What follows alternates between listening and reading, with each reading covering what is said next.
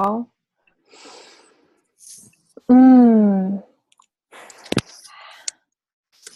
Are we good? Yes. Awesome. Hello, everybody. My name is Adrienne Peacock. Welcome to Emergent Strategy with Adrienne Maree Brown. And also we have Amber Burns-Jones. And we're with Liberatory Leadership Project and Liberation School. And we're so excited to host Adrienne, whose self-help, society help, planet help book, Emergent Strategy, has been such an inspiration for us, and I'm sure for so many of you, around how to do sustainable and liberatory organizing. So we are feeling blessed to have Adrienne today. I'll pass it over to you, Amber. So Adrienne is a healer, a pleasure activist, writer, my daughter Ray's special friend after she met her a few months ago, and so much more. Welcome, Adrienne. Thank y'all so much for having me. It's a huge honor to be here. I'm super geeked out. People are like down to spend time in this way. This is great. We're also geeking out too, can you tell? We're all like teeth. I think there's a lot of geeking happening. Love overload. I'm getting the love overload forehead. So. Nice. So for some of you who have participated in the Liberatory Leadership Project workshops before, we open and close with a practice because we believe that our bodies are integral to actualizing collective liberation. And Amber's going to start us off with that. We just ask if you're on the phone, if you can press *6 to mute yourself or press mute. We also have some control over that. So I think Amber is going to be muting people in and out. But we're going to be super participatory. If you have any technical issues, you can private chat me and I'll help you out that way. And Amber, we can move to speaker view and I give it to you. All right.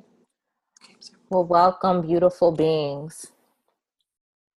I'd like to open us up with a group poem exercise. Clearly, there are a lot of us. So after we do this reflection and writing, I'm going to ask 5 volunteers to share pieces of their poetry together. And I'll talk about, those groups after we do this reflection. So I'd like us, if you feel comfortable, to close your eyes and take a few deep breaths.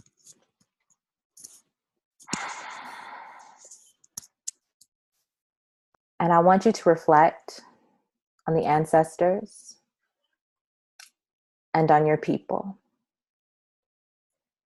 Who are your people? Where do they come from? Where are they now?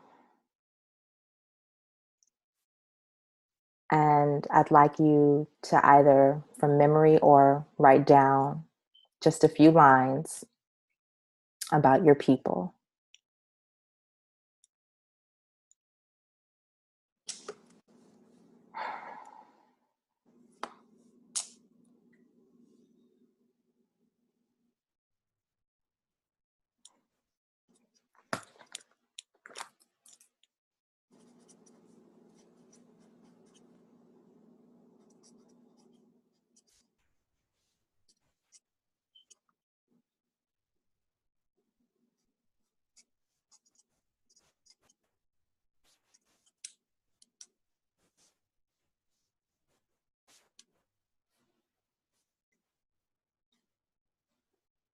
Okay.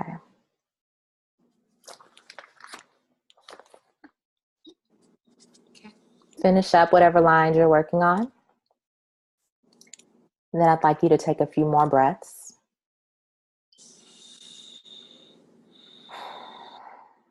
And reflect on where you want them to go. Where do we want to go? What do we imagine for them? What future are we working to build for them, for us? And then I would like you to write a few lines, a few sentences, a few words about where we're going.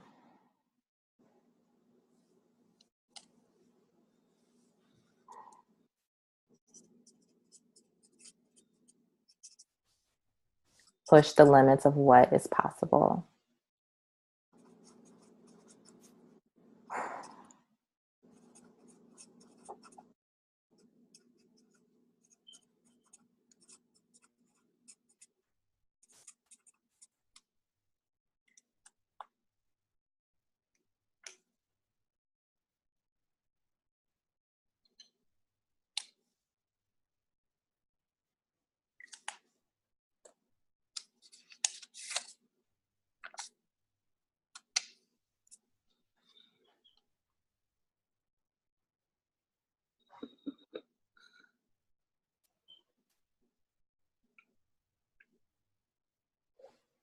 Let's take a few more moments to finish whatever line you're working on.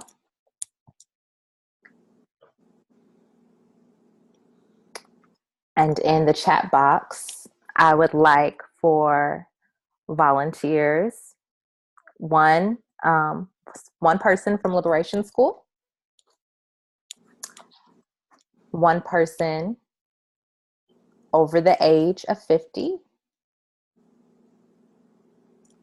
one person from Madison, one person from the West Coast, and someone from the South. So I'm going to write that in the chat box in case anyone forgets. Good.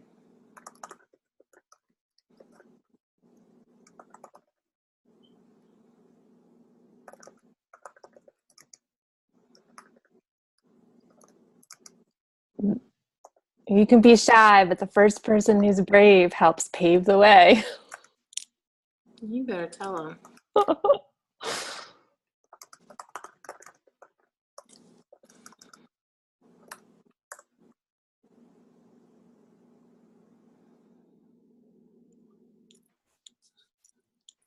Thank you, Sean. Yes. Oh.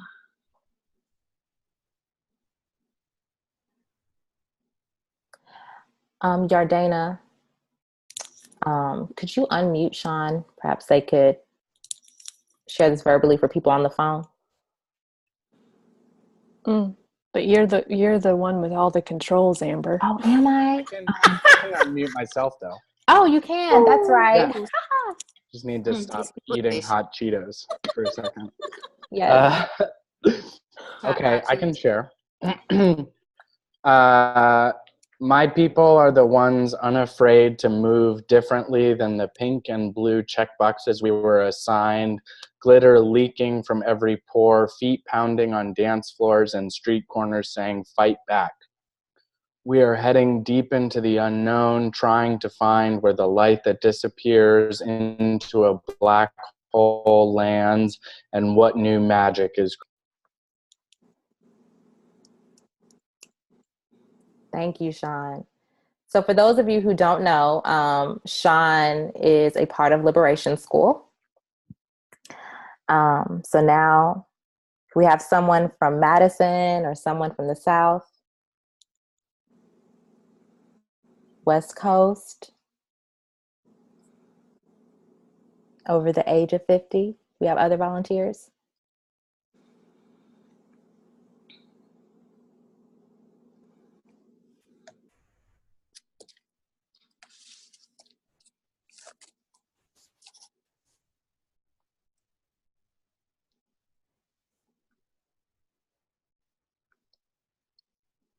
Puishi posted something.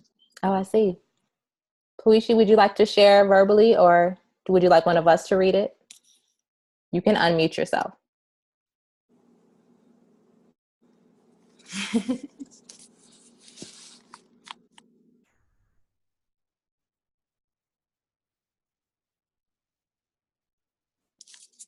Are you talking to me?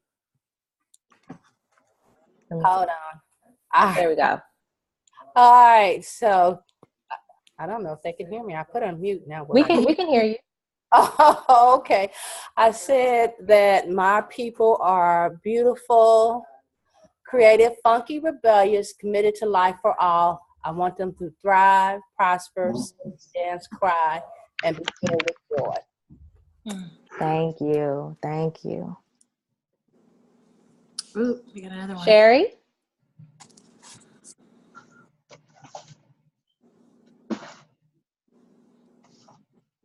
Hello, can you hear me? Yes. My people come from Puerto Rico, colonized and colonizers, Taino and Spanish conquistadors, Basque witches. And for the future, where everyone stands, where they reclaim their magic, and whispers are heard by all, where dreams are a birthright, and love moves freely between strangers without needing to touch or talk. Beautiful. Thank you, Sherry. We have so many powerful people on this call right now. Thank you.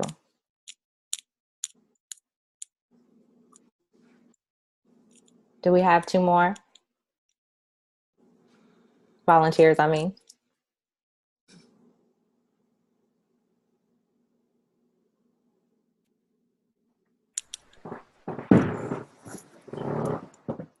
Well, I type stuff in. I'm definitely way over 50. So white, over the ocean, France, Germany, Holland. Where we're going, soul healing, journeying to fertile edges, coming together, respect, compassion, kindness, open front, strong back. Beautiful. Thank you. So good.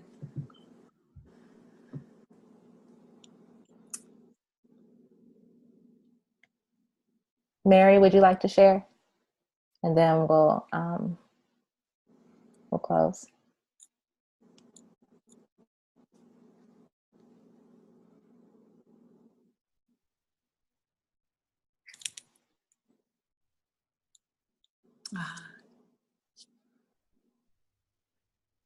Okay, never mind. If I put in the line breaks, it's going to just chop it into a sentence at a time. So I'll just read it. Yes. There is a people I am in relationship with and a people I come from. Who should I claim and count? With whom do I belong? I want all my people to be free, to be whole, to be well, to be loved, to live richly in their particular selves, to live safely in our shared world.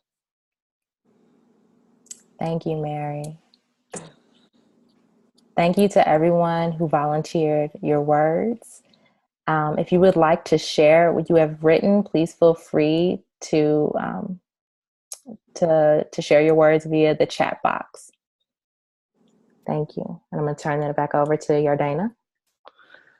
Yeah, and I'm just briefly here to just say so much gratitude, Amber, for that. I just have chills all over my body. Thank you all for sharing. And now we're handing it over to Adrienne to share with us more about what is emergent strategy and how we can apply it in our work for justice. Yes, I'm going to know the answers to all of that.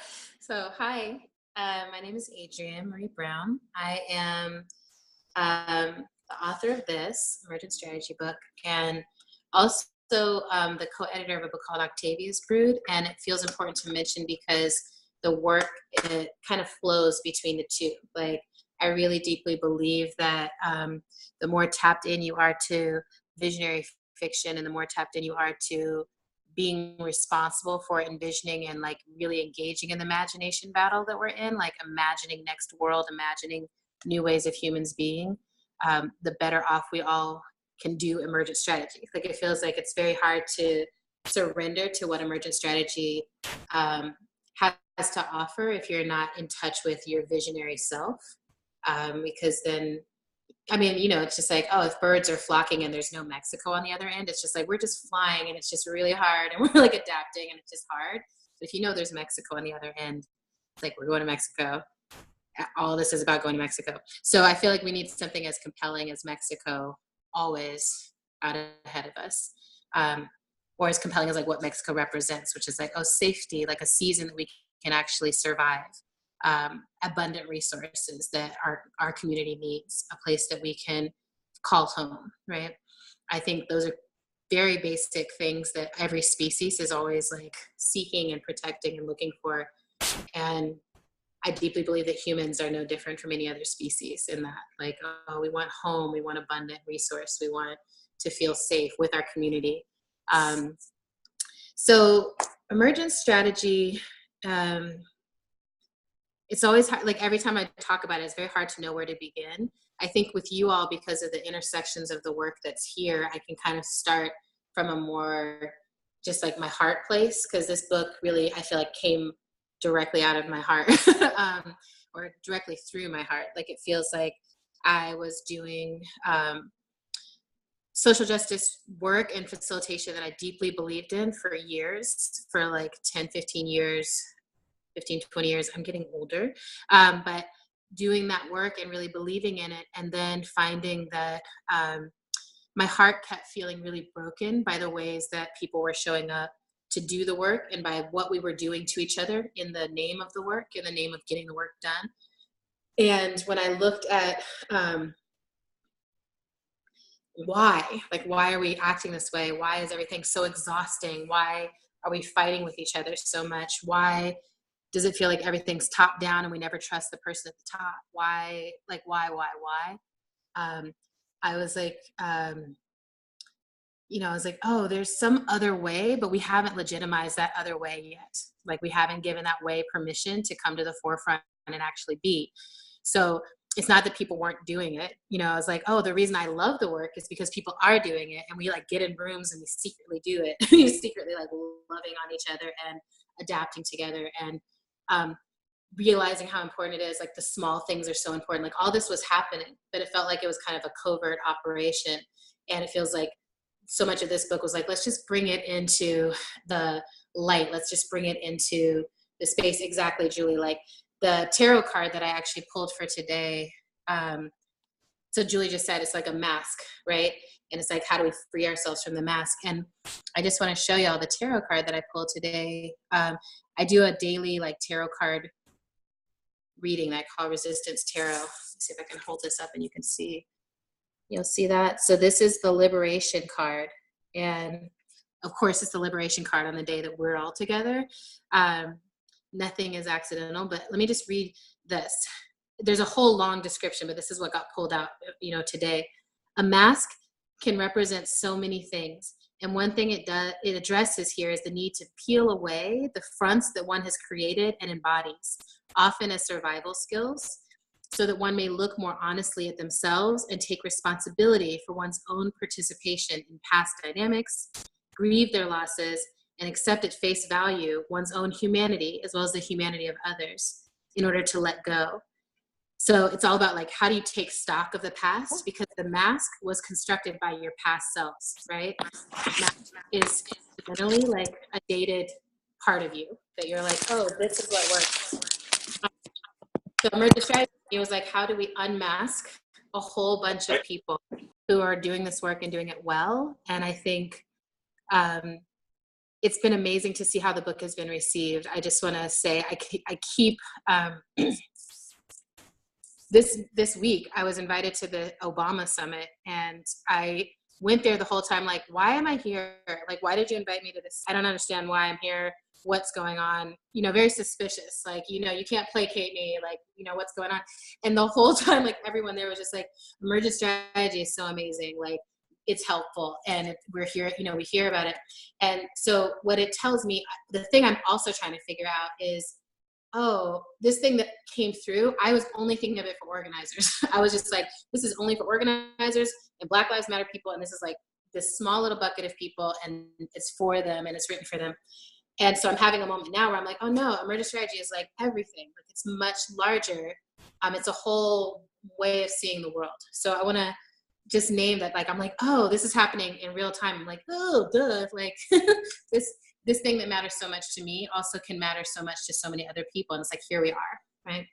So what is Emergent Strategy anyway? So I want to start by talking about what we learn, what we're taught, And I'm going to read from the book a section on like, here's the stuff that we get taught, because I feel like emergent strategy is also like here's how we are, but I think it's even hard to be like, oh, how are we? I don't even know how we are. We're not taught to feel how we are. So here's some of the stuff. This is from page 47, if you're the kind of person who likes to read along. So it starts at the bottom of page 47 and keeps going. So we learn to disrespect indigenous and direct ties to the land. We learn to be quiet, polite, indirect, and submissive, not to disturb the status quo. We learn facts out of context of application in school.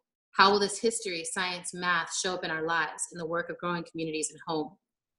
We learn that tests and deadlines are the reasons to take action. This puts those with good short-term memories and a positive response to pressure in leadership positions. And that leads to urgency-based thinking, regardless of the circumstance. We learn to compete with each other in scarcity-based economy that denies and destroys the abundant world we actually live in. We learn to deny our longings and our skills and to do work that occupies our hours without inspiring our greatness. We learn to manipulate each other, sell things to each other, rather than learning to collaborate and evolve together. We learn that the natural world is to be manicured, controlled, or pillaged to support our consumerist lives. Even the natural lives of our bodies get medicated, pathologized, shaved, or improved upon with cosmetic adjustments. No shade to people who are like hardcore shavers. Like, do your thing, but just saying. We learn that factors beyond our control determine the quality of our lives. Something as random as which skin, gender, sexuality, ability, nation, or belief system we are born into sets a path for our survival and the quality of our lives. In the United States specifically, though I see this in most places I travel, we learn that we only have value if we can produce. Only then do we earn food, home, healthcare, education. Similarly, we learned that our organizations are only as successful as our fundraising results, whether the community impact is powerful or not. Page 48, Willa. And then we learn as children to swallow our tears and any other inconvenient emotions. And as adults, that translates into working through our red flags, value differences, pain, and exhaustion. We learn to bond through gossip, venting, and destroying rather than cultivating solutions together. And perhaps the most egregious thing we are taught is that we should just be really good at what's already possible, to leave the impossible alone.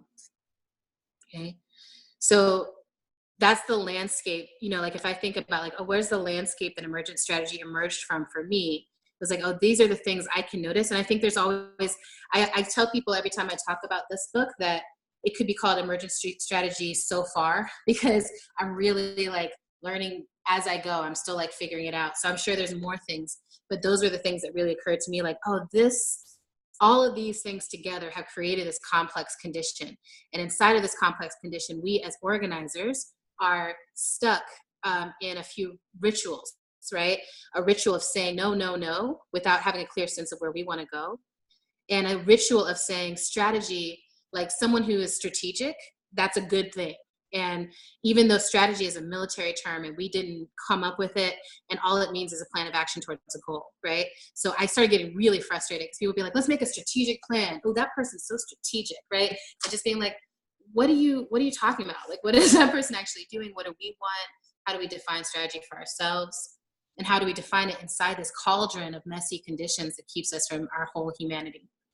So next, I'm going to read the principles of emergent strategy because I think they came to me a little bit clearer, or like I started gathering those before the elements crystallized. So the principles are pages 41 and 42. And this has kind of been my favorite thing about the book is I'm like, basically, you only need to read pages 15, 41, and 42. That's the whole book. And then everything else is just like, then I was, looking at ants, or here's a feeling I had, or here's a quote from a friend. The rest of it is like accoutrement. But those are the like core components. So if you're like trying to sneak it to your friend or they can't afford it, you just give them those 3 pages and they'll be good. So pages 41 and 42. In the study and practice of emergent strategy, there are core principles that have emerged and that guide me in learning and using this idea and method in the world. I gather them here with the expectation that they will grow. One thing I want to share with these is this is the stuff, like when I think about how I actually facilitate, like what I actually do in a room, this is more the guidelines, like the elements. I'm not sitting here thinking like decentralization the whole time I'm in a room, but I'm often thinking about these principles when I'm in a room. Later, like usually in the planning process, I use the elements, or in the debrief process, I use the elements to understand a little bit more what's happened. But the principles feel like, oh, these are almost agreements for me as a facilitator in terms of how am I going to look at this body of people, and how am I going to determine whether they're actually moving in a direction that's going to be transformative for them or not. And that's the goal that I have at all times. I'm never interested, or I'm rarely interested in the first thing that the group comes and tells me that they need. Okay. A lot of times a group will come and they'll be like, you know, we're having a staffing issue. This person is incompetent or something like that. And then when we get up under it, it's like, oh, actually you had a racist incident happen 4 years ago that was never addressed. And that person is carrying the emotional labor of holding that thing and holding all racial awareness for the organization. So yeah, they're a little behind on their work. And, you know, there's a whole other set of things happening, right? So these principles really help me to be like, oh, it's not the surface. It's always under the surface, because our human condition is that we lie all the time. So what's happening at the surface level is usually not like overt lies necessarily, although that does happen, but a lot of small lies, polite lies. Everything is fine. Let's be gung-ho. Let's just keep it moving. Instead of, actually, I'm hurt. Actually, I don't think we're in line with our values. Actually, I think hierarchy is not working in this instance. Actually, whatever, right? I'm going to keep going on tangents because I just read an article the other day that said tangents are where the magic happens. And so I just feel like totally, I now have permission to be my full self because the internet said so. So principles of emergent strategy. Small is good. Small is all. The large is a reflection of the small. This is my ode to Dr. Seuss pattern, you know, ways of speaking. But this piece is, for me, the hardest one to get organizers to understand. When we think about changing the world, we always think at the largest scale, like almost a cosmic scale or a national scale, and or like everyone in society or all people of, you know, a certain gender, a certain race or something. And thinking about large scale almost immediately debilitates us, right? So as soon as you start to really try to comprehend like how big the world we are actually is, or how many people are on it, or how many, I mean, it's millions and millions and millions of people. And then we think we can lay something out that's going to work for all those people. And I always laugh at that because I'm like, most of us are not practicing anything ourselves, right? That we talk about. So like transformative justice is a really good example of this. I feel like I hear people all the time, like transformative justice doesn't work. I tried it one time, you know, and it's like, you tried it one time. You tried it one time, right? And I think about like babies learning to walk. This is always my metaphor, is like they stand up and then they fall down and they fall down and then they start to cruise. You know, they're like, I can hold on to something. We skip all of that and we just expect that, like, even though we have always learned that way, failing, succeeding, we suddenly think we can just leap to like, because I'm an adult, I'll just be able to do it immediately. Or I saw it once, now I can go and do it. There's no way. So small is all helps us stay like, oh, if I want to end the prison industrial complex, what is the small practice that I need to cultivate in myself and in with my family and with my lover and with my children that actually grows something other than punitive justice as a way of practicing humanity? And how do I recognize I'm at the beginning of a long arc of learning transformative justice, right? So I've been asking everyone, like, practice transformative justice with anyone you care about and love, and practice it your whole lifetime, and then you might contribute to what we're learning to do. So, and it's really, like, I think about, like, small practices also happen at the level of conversation. So rather than the level of campaign speech, rather than the level of massive petition, right?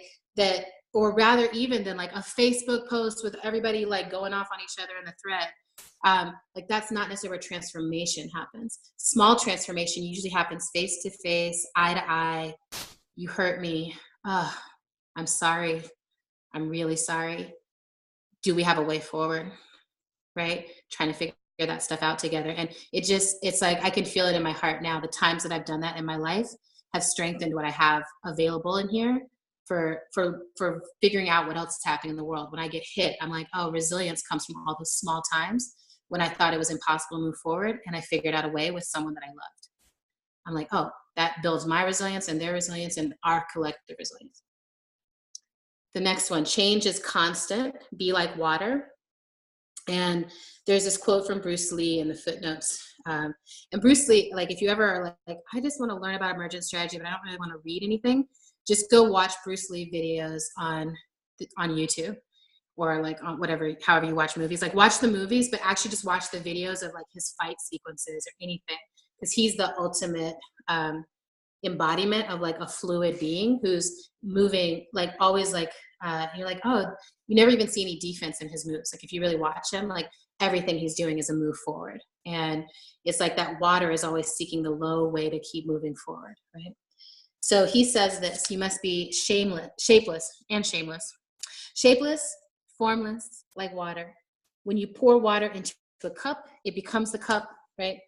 Like, it's just in the shape of whatever it is. When you pour water into a teapot, it becomes a teapot.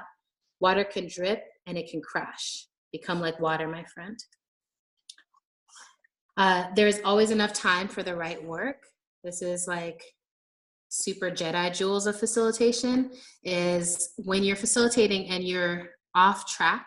One of the best ways you can tell that you're off track or something's not working is if you're like, we don't have time for this, right? We're coming up against the end of the meeting and we're maybe just getting to the meaningful part, or everyone's a little discontented or something, you know, it's like we tried. And also if you feel like we're rushing through every conversation, right? Like, we have time for everything, but it's all 15-minute increments. And that's not how human emotion flows. So when people are actually feeling something, you can't contain it inside of here's a 15-minute time when you can feel deeply about something. It's just not how humans work.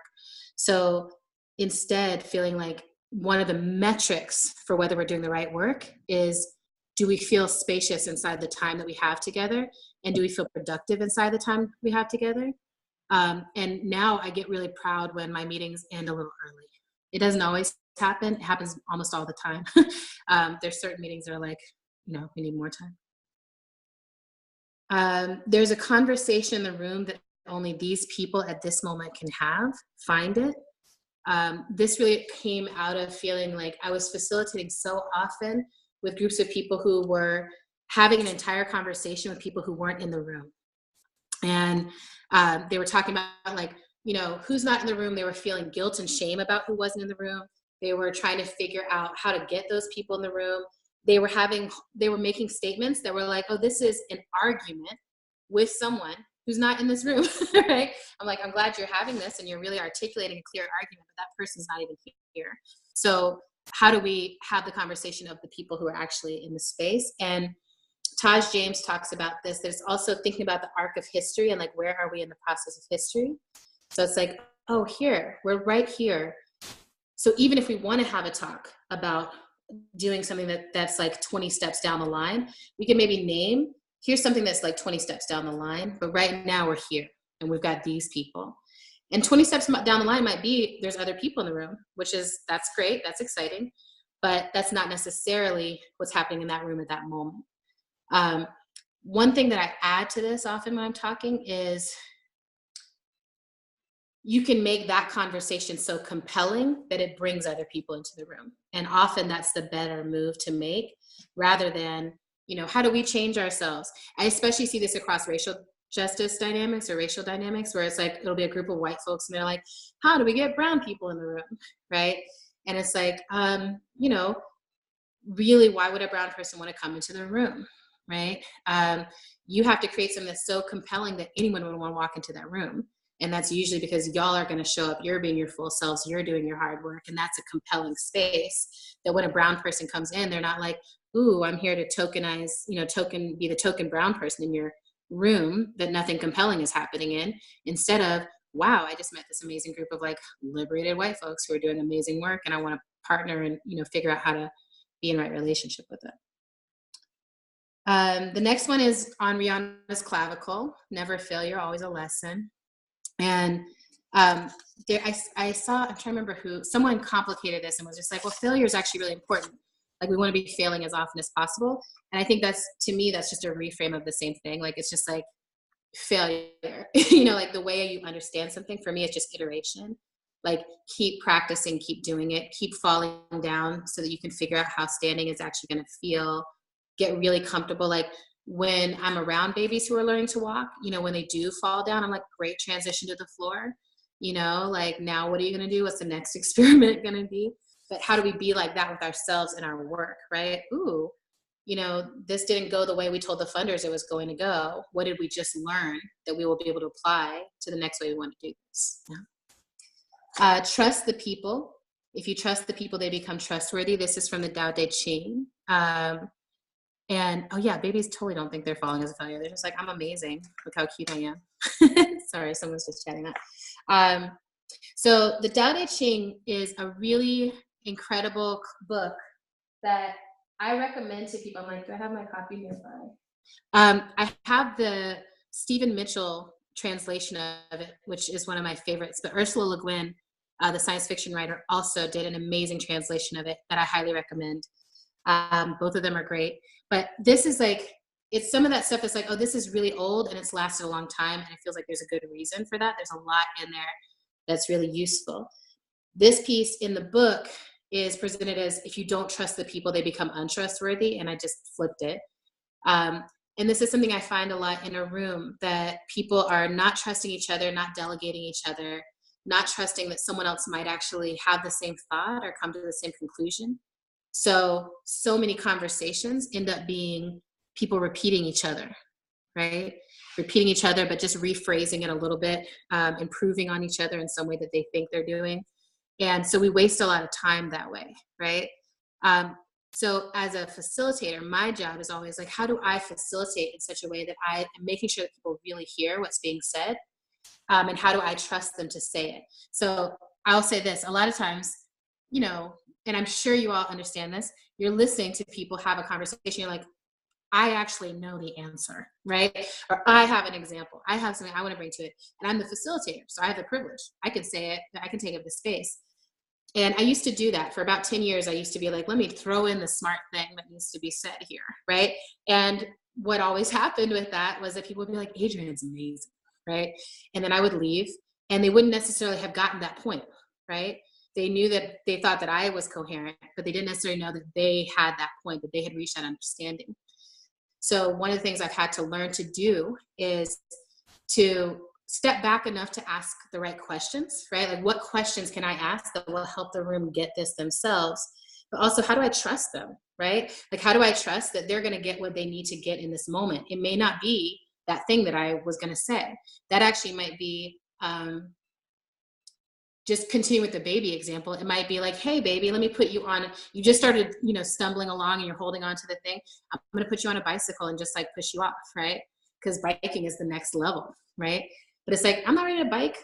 I'm ready to cruise. I'm ready holding on to a table. Like, can I just walk along, right? So I think that's also things like, let me trust the people to be moving at a pace that's right for them and be an invitation forward. Right?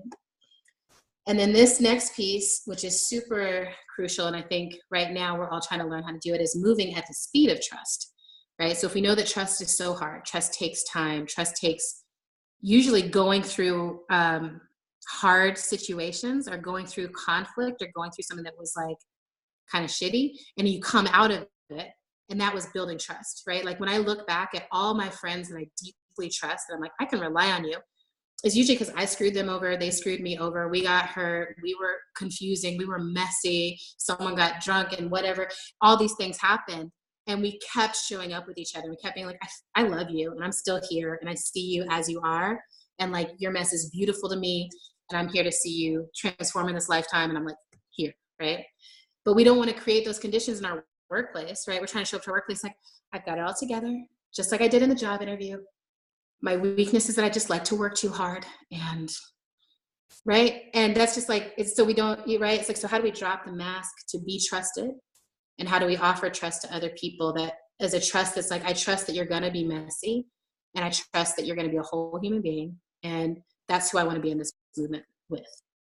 So to get there, we focus on critical connections more than critical mass, and build the resilience by building our relationships, really asking that if people are going to be on a team or moving work together, that they start to really build authentic relationships in real time with each other. This is the one that troubles my Virgo soul, but I'm learning less prep, more presence. I've gotten so far into it now that I'm just like, I never want to prep ever, but it's taken a long time. So this comes from having sat in so many meetings where we were trying to basically have like, you know how like penguin dads, you know how like penguin dads, so I just love that that is the beginning of the sentence. So you know how like penguin dads regurgitate the food, like they eat the food and they regurgitate and then they give it down to the little baby penguin. I feel like that's what agenda planning sometimes tries to do, right? Is like, here's the conversation we need to have. We as the facilitators and the planning team, we're going to try to pre-process the whole thing and then spit it out to you in a way that you then get 20 minutes to reflect on whatever we decided was like how the conversation was going to go. And so people will be like, we're having a 2-hour planning call for a 1-hour session, right? Or we're just like overdoing it. Like I'll be like, oh, we're doing a conference. Why are we planning for 7 months every single conversation? It's just, it's too much. It doesn't actually allow for who's going to show up in the room. What's the news going to be on that day? What is actually going to matter to us at that point? It doesn't account for the fact that change is constant. And so we are going to be different people when we show up in that room. So the prep that I do get behind is getting really clear on the goals, getting really clear on like, what is the intention? Why are we coming together? What are our conditions of satisfaction? Like, what will help us feel like we've strengthened something in this process? But I'm like, if you try to plan out like how every conversation is going to go, you lose the presence and you don't show up. This is also, I think, the bane of PowerPoint is I've seen so many amazing human beings that I think are so brilliant stay up too late the night before a presentation, planning out their PowerPoint. And when they show up, they're not compelling because they're exhausted and they're just like so stuck to whatever they prepared, instead of being like, hi humans, like I'm here, here's something I really care about. And like, yes, some notes, whatever, but like, can we be in this? Are you feeling it? What's happening? Yeah. And then what you pay attention to grows. So this is like, I think it might be like high level advanced emergent strategy. Like I thought it was like, this is obviously true. And now I'm starting to think like, oh, I think this is actually the hardest thing. Like right now with this administration, I'm like, oh, we can't take our attention off of it. Like we can't take our attention off of what's happening. Like every day, what we're talking about is still getting set by those who are oppressing us, dismissing us, and don't care. Like they're just like, here's a stupid, shitty decision we just made. And we're all like, ah, and then we spend the whole 24-hour or 48-hour news cycle being like, shitty thing. That was a really shitty thing. I want to post about that shitty thing. I want to have an analysis about that shitty thing. But we don't actually know what to do about that shitty thing. And we don't stay focused on our vision, right? Healthcare is a great example of this. We're all like fighting to protect the ACA, when it's like the ACA was not ever even close to what we actually need as a solution for health for our people. So we're over here like hanging on for dear life to something that's like not taking care of our people. And it's like, oh, this is the best we can get right now. And I'm not saying like, don't argue for it, don't fight for it. But when we do protect it, that's not a moment to be like, victory. That's a moment to be like, we have, you know, stuck a rock in the dam, right? Now let's keep trying to liberate this whole river, right? Or whatever it is. That doesn't actually work as a metaphor, but do you know what I mean? I'm going to trust that you do. So the other piece that I wanted to touch on is this part, which is like the elements and Octavia, right? So Octavia Butler, I just want to spend a little bit of time with Octavia. I've been thinking about her a lot lately. I think about her all the time. I'm clearly obsessed with this person. But I've been thinking a lot lately, like, what would she think about this happening with her work? Like, what would she think about Octavia's brood? And then what would she think about this emergent strategy stuff? And I wonder if it would have given her any hope or any peace, you know, like she was really struggling with how humans were. And I just, you know, like I get curious about it. But she was someone who, to me, she was such a leader for all of us in terms of how do we deal with being overwhelmed by a traumatizing world. And if we could apply the medicine of magic and imagination and fantasy and vision, then that medicine will not only like heal what's hurting, but will take us to a different level of health. Like will take us to a different level of togetherness. And I think she saw this from a very lonely place. Like recently I was reading an article about loneliness and how it's like now the number one health concern. It's like higher than obesity. It's actually just like loneliness is having such a massive impact on people committing suicide and like overeating and all this other stuff is happening because of it. And I was thinking about how Octavia, I think, had a lot of loneliness, experienced a lot of loneliness, even for like a permanent person. And in that loneliness found all this wisdom from the universe, like looking at nature, looking at sea slugs, looking at all this stuff. But it makes me look around at the people. I'm like, who are we not even thinking of? Yes, that was exciting. Who are we not even thinking of as part of our movements that is out there lonely, sitting with feelings and thoughts and overwhelm and already turning it into, composting it into something relevant for us.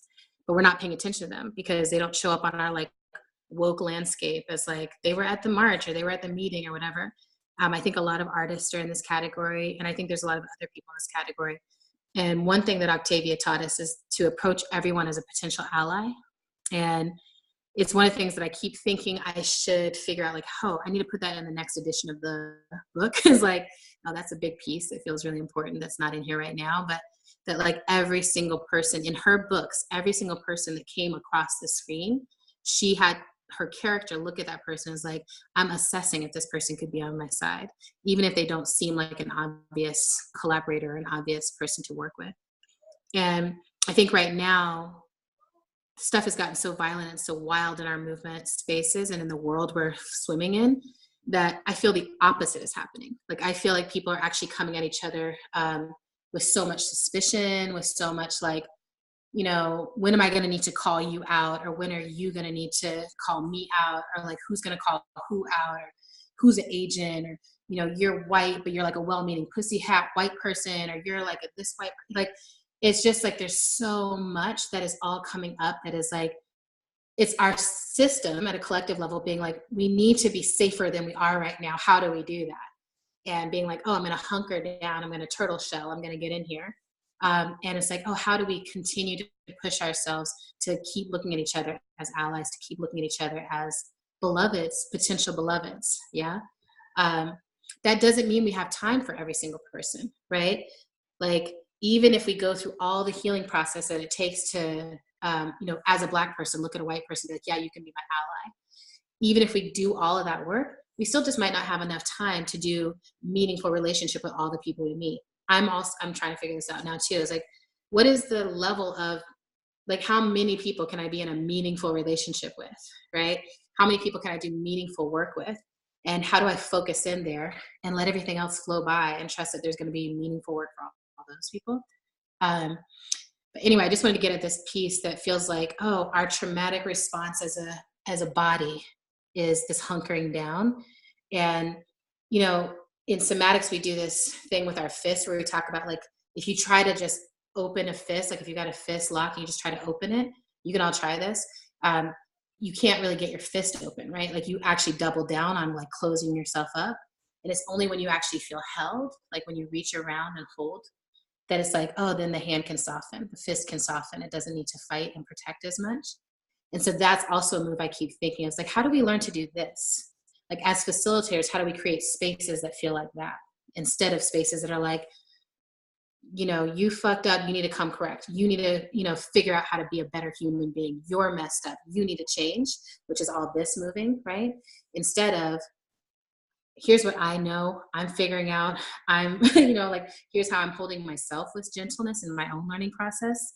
And I'm going to hold you with gentleness in your learning process. And we're all completely socialized to be messed up, and we're all unlearning that. You know, there's just like a totally different approach that, like, I feel grateful for so much of like the anti-racism work that's happened. And I also feel like so much of it created like a really hard way of doing that work.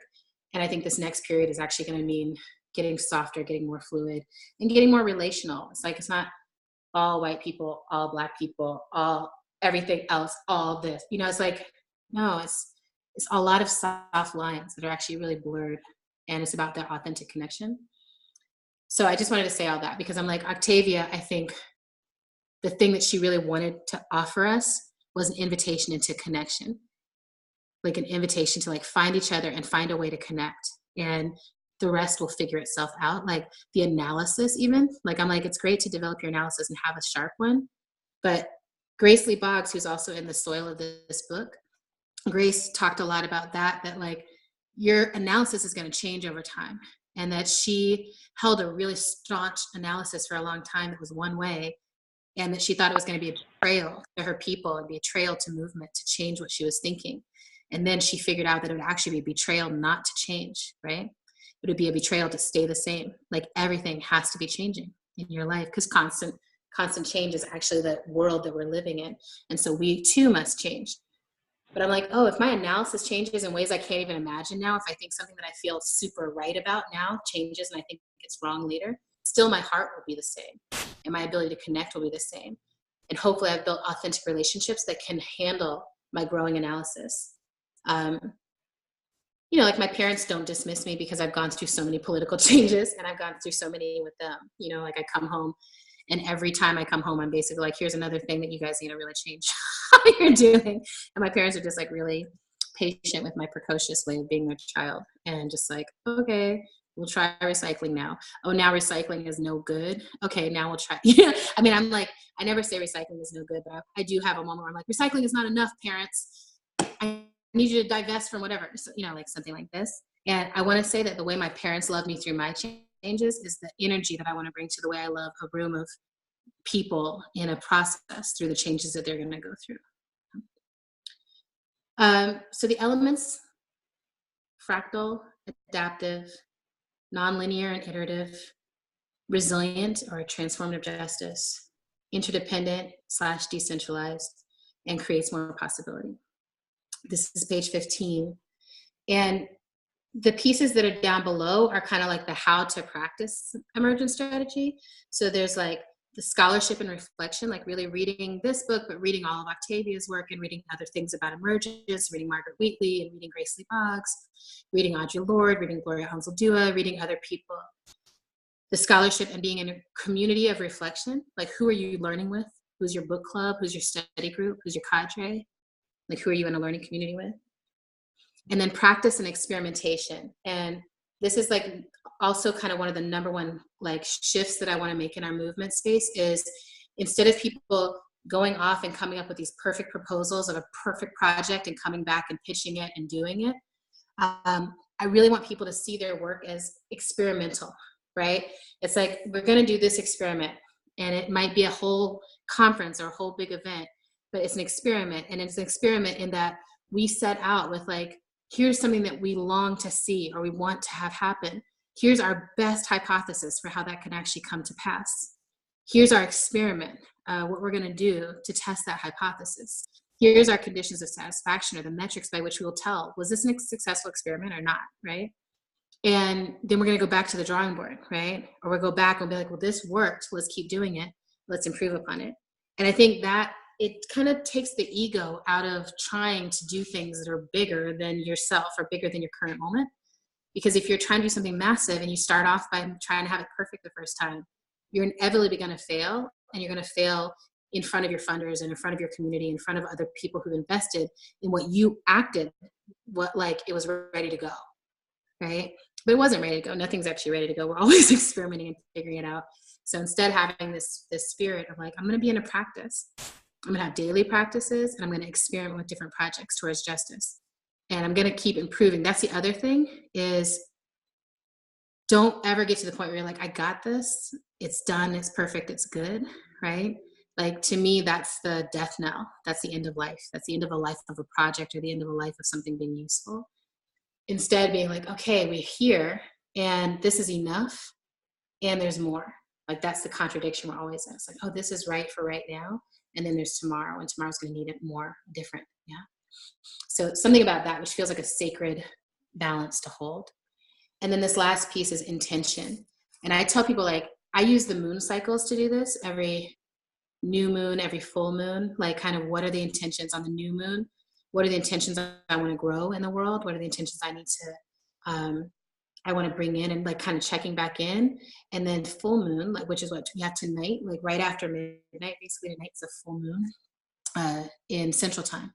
And oh, there's so many comments. Okay, I can't even keep up. So there's a full moon tonight, and so I'll be doing a full moon ritual tonight. But the ritual is also a way to check in on my intentions. And for me, what I do is say, what is the stuff that I no longer want to be holding on to? What are the things that don't align with my intentions? How can I let that go? Let that wane away from my life, right? So whatever cycle you want to pick up on, it might be a water cycle, it might be your period cycle, it might be something that you do with your partner. Finding different places where you're like, when do I check in on my attention? It doesn't need to be all the time, but I just want to make sure I'm really clear on like, where is it I'm trying to get to? And what are the things I really want to feel satisfied in my life, right? And I think that that's really important. And I'll close with this, that I've had a lot of loss this year, like a lot of people who have suddenly gone. And some of them I think were really satisfied with where they were in their lives, and some of them I don't think were. And I really feel this sense of, oh, we're not promised anything. We're not promised anything. And we are still miraculous beings. Like, we're miraculous beings in a constant change, and nothing is promised. And so then it feels really important to me. And I'm like, each day has to be the kind of day that you're like, okay, that was the right day. That was a day worthy of the miracle of my life. I was on purpose. I was on point, right? That doesn't mean you can't, like, I have some days like the day that I just watched all of Stranger Things. I felt that way about that day. You know, I was just like, well, I'm a sci-fi person. This is part of my scholarship. This is part of my relaxing. This is, you know, I need to lay on this couch. I need to just keep watching the entire thing all together at once. That's who I am. But it felt like, oh, this is nourishing work for me. And I felt good at the end of it. And then on days when I write the entire day, that also feels nourishing. When I facilitate, it feels nourishing. It feels like I'm respecting the miracle of my life. So this is one of the big things for the book, that I'm always like, respect the miracle of your life, you know, embody love, be a good person, take your meds, call your people. So I think that's the stuff that I want to say in this way directly towards you. And then I think we have some time for conversation. Sorry. No. I was going to say, like, can I get y'all to do a little exercise? Okay, I'll do a little something. Do we have time for that? Yeah. Okay, great. So something that I wanted to ask you to do wherever you are with whatever you have to write down is, we can't do the full version of it, but there's this game called Oracle, which I heard was created by Zora Neale Hurston. I don't know if that's actually the case because I can't find a backup for it on the internet, but I'm still believing it because I just heard it that way and I like that idea. But you write down a question, like something that's really meaningful to you from the universe, or that you'd like to know from the universe. So I want to ask you, anyone who's willing to risk writing it into the chat, to just start throwing in there some questions that are really important to you. And then once you've put a question in there, I want you to pick any one of the questions that are on there and write an answer, right? But you're the oracle that's being asked. So grab it, like make a copy of whatever question gets up there and then just say, here's the answer, okay? And don't overthink the answer, just like best first answer, like see what it actually is. And you have 2 minutes.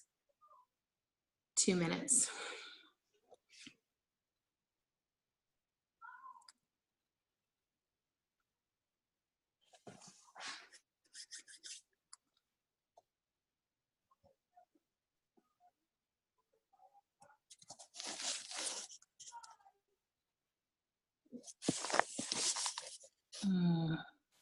How do I completely heal? How do we do sustainable movement work? What is balance? These are great questions. What is the next iteration of my Dharma? How do I move forward while not leaving others behind, yet not carrying the burden of bringing them forward? How do we love across difference? What is the most fruitful role of movement strategy in all of this? Starting to move really fast. Why is unity so hard? What are humans for? Seriously, what are we for? Love. That's my one.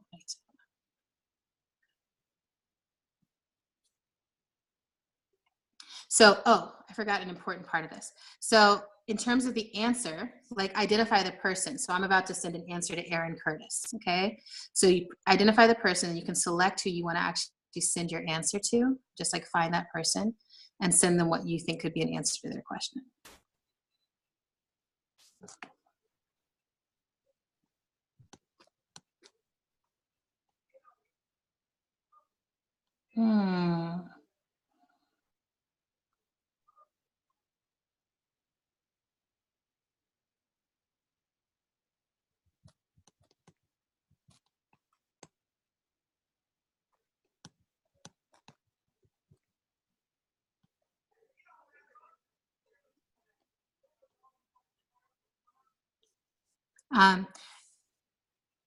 Verdana or Amber, are the people who are on the phone, they're not able to see the chats, right? Right? Okay. So I'm just going to keep reading the questions for those people. How do I know the work I'm doing is actually lifting community? How do I manage the generational gap in our movement as an older millennial? Are humans naturally scared of vulnerability? Ooh, I like that. I always talk about how our bodies are upright. We're like the only creatures that are built like this with our heart and our lungs and all of our valuable parts. Just like right here, as soon as you meet the other person, I'm just like, I think our bodies are structured for vulnerability. So I like this question, like, are we scared of it though? How do I know the work I'm doing is actually lifting community? How do we continue to invite connection with others and doing this work in a way that's solution oriented? What's practice of kindness? Will I always be this tired? How do we live and work with spirit? What does it mean to create spaciousness that's real about what's possible in the moment and simultaneously visionary? How do I braid it all together?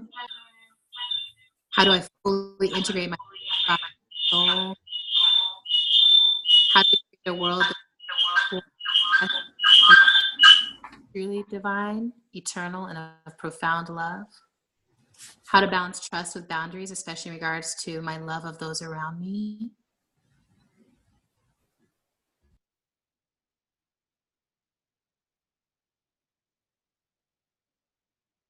Structures. All right. Good. So that's a lot of questions, and I see answers starting to flow back and forth. So good work. Thank you for trying that. And if you're playing it with friends later tonight, because it's Friday night, you should get together with your friends and play this game.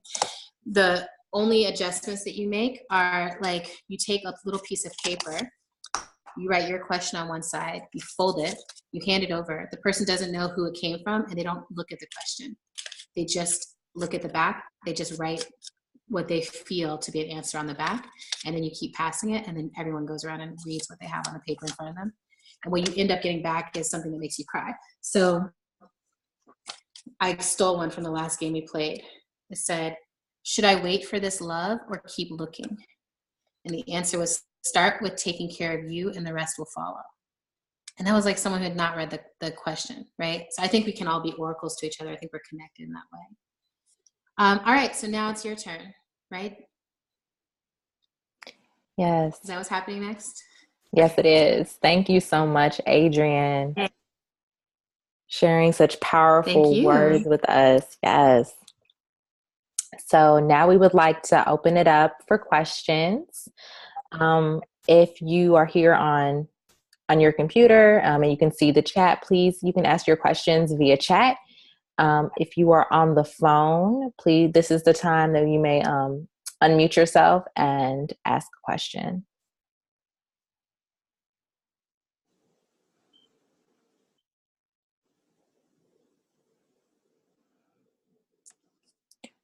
Brooke, was this question that you posted, was that from the exercise, or is this a question you want to ask Adrienne?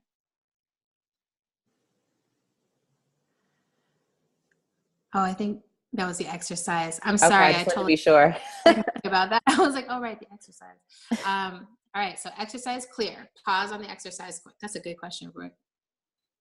All right, pause though. If you're not Brooke, you're done. And then questions for now with these other questions.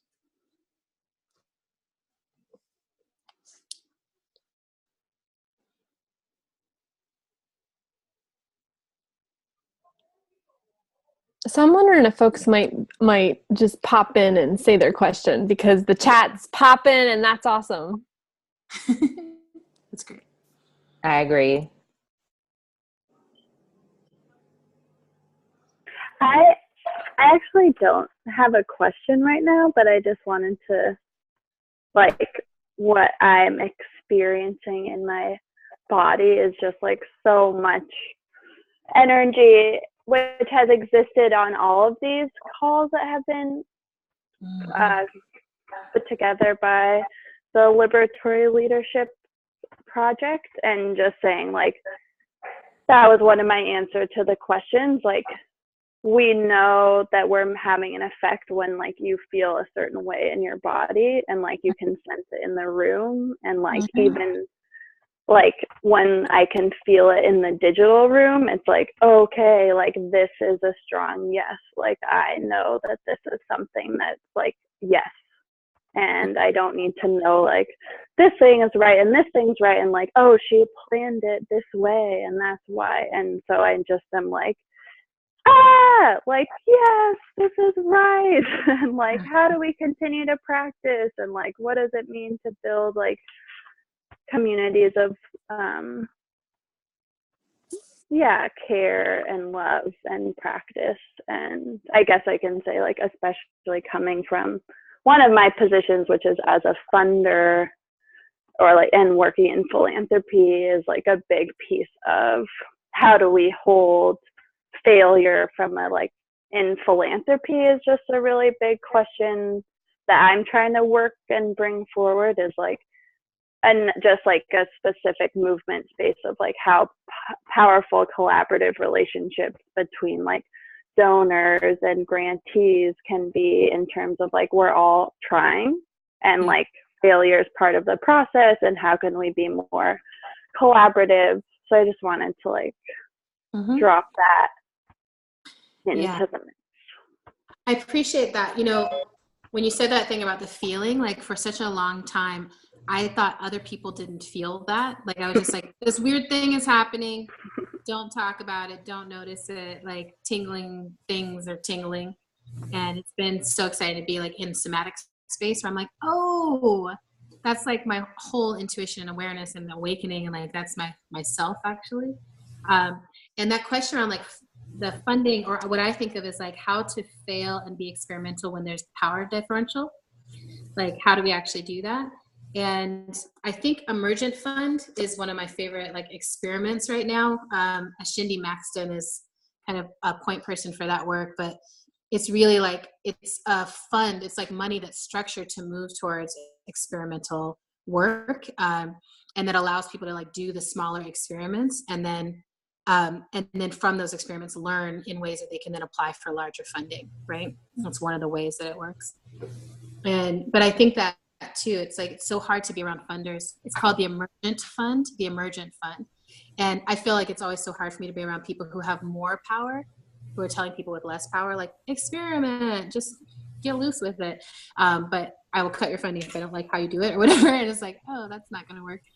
I also tell people start small, like, even for traditional foundations, like, you know, earmark a set of money that's going to be more experimental, right? Or earmark with your folks that you're funding. It's like, what is something that you really want to do that you feel scared to do, or you feel like you're not resourced to do, and, like, microfund that experiment. Yeah, it's good. I have Thank a question. you, Willow. Hi.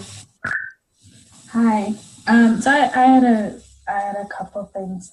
One specific question when you brought up about approaching every ally, and somebody in the chat just mentioned that. You're going really slowly for me, Amani. Yeah? Yeah. Can you possibly write your question in the chat window? I think your video is frozen. Which probably means the power of your question is overwhelmingly powerful. Asking everything, definitely that's it. Wait, okay. Can you hear me? Now I can hear you. Yeah, we had some trouble hearing you before. All right, let me try again. Okay, go. Yeah, so somebody wrote that part of the trauma response is assessing everything for a threat.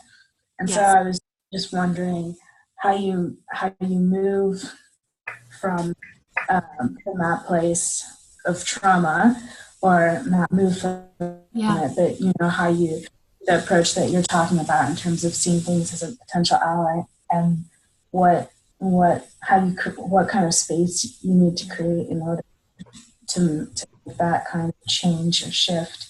That's great. And yeah, that's basically it. So,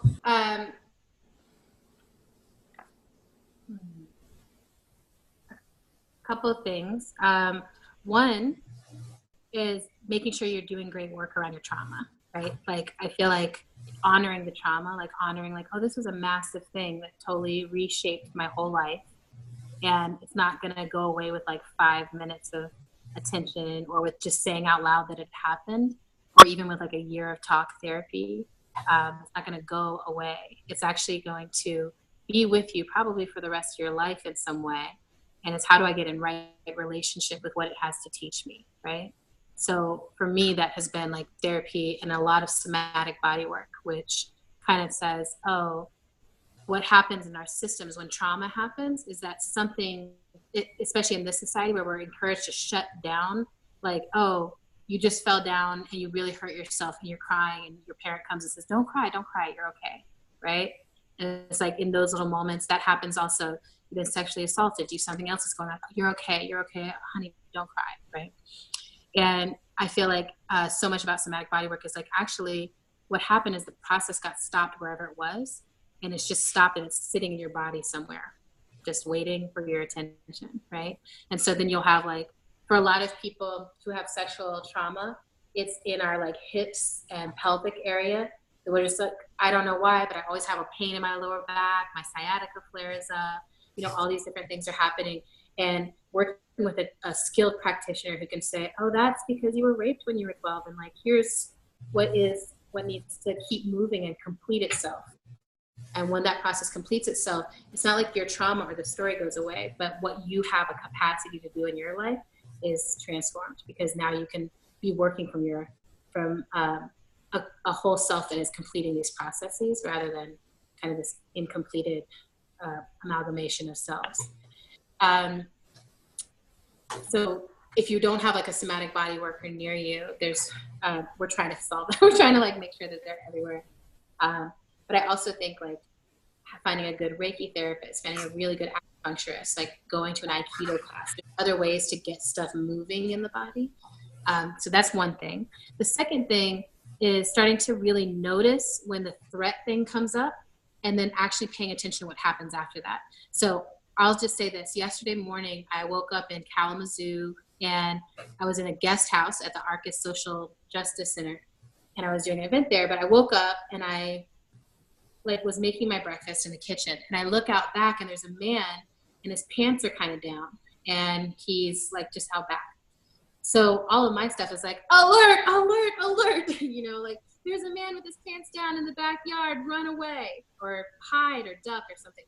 And so I feel that full alert go up. I feel the hairs on the back of my neck, you know, like I'm just like, and then I take a deep breath, like kind of recenter. He's outside, I'm inside. What's going on? And then he pulls his pants up, closes them, and then keeps walking and goes to the garden. And it's like he's the gardener, right? He doesn't even know that I'm there. He probably thought he was having a private moment. There's usually no one in that house, whatever, right?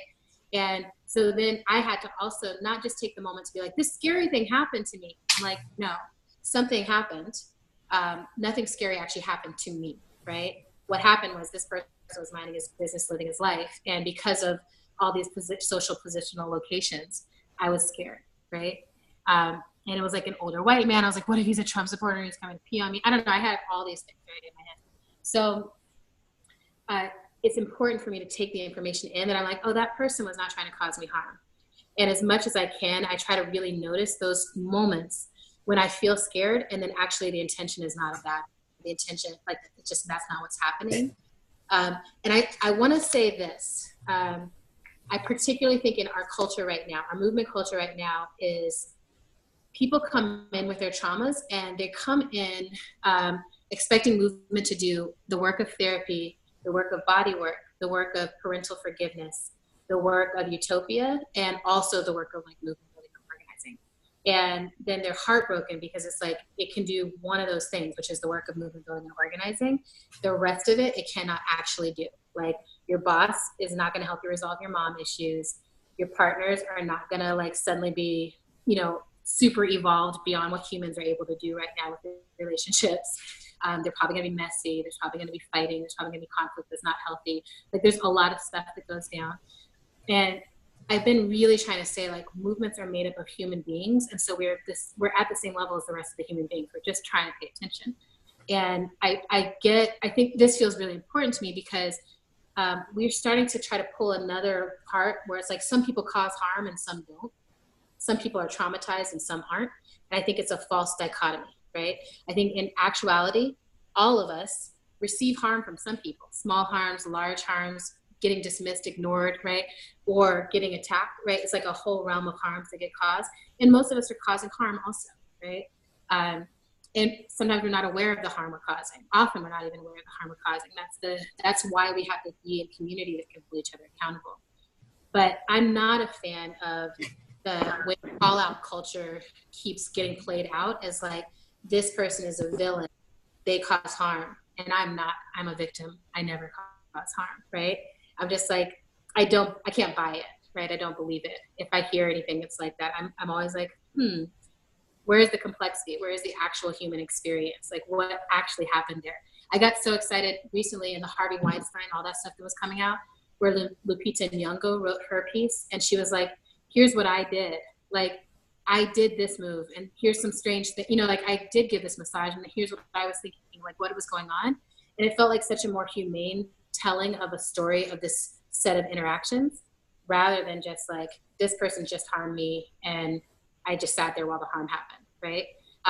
Because I feel like I'm like, if we don't talk about all that complexity, then we're not going to be able to unlearn what's actually happening between us as human beings. So I'm like, I also tell people, I'm like, don't stay in movement spaces if you feel like you're in movement spaces with people who are traumatizing you or who are unwilling to be complex about how trauma works, right? Like if you find yourself in movement spaces with people who are like, everyone else is to blame all the time and I'm the only one who's not, I'm like, that's someone who I'm like, that might be a therapy time. That might be like, time to go get some professional help before you enter into the movement space. Because the movement space is going to be hardcore. And actually we're moving pretty quickly and we can do some slowing down. But I actually think I don't believe that like all your healing work also needs to happen in exactly your organizing space.